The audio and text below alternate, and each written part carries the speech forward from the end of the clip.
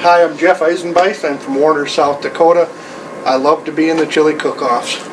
I'm going to give you some basic tips today.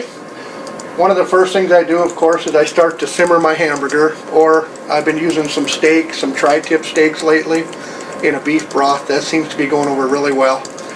Once that's simmering, I go to start cutting up my vegetables, my peppers, my onions. And what you want to do is you want to keep that consistent so everything is cut up the same in cubes. So when your judges or your public get a taste of that, they get a taste of everything all together and not one big chunk of pepper or one big onion. So everything's more consistent. Once you get that all cut up, you put it in the pan, you saute your peppers and your onions together, and then you start adding your tomato sauces and your juices and add them into your beef once that's done.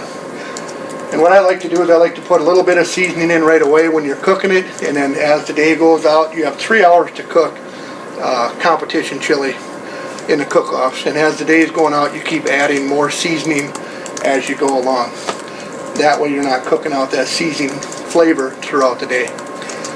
So you always got to be adding and watching your moisture content when you're cooking, because when you lift off the lid and you're cooking outside, you lose moisture. So you always got to be adding or letting that lid off if you have too much moisture in there to get that a little drier. So that's one of the tricky parts of cooking in the chili cook-off.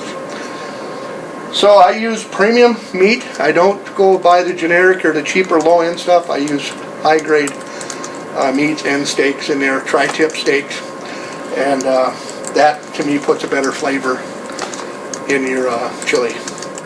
Hey, Bobby Flay, if you're listening, I'd like to challenge you to a chili cook-off showdown right in Warner, South Dakota.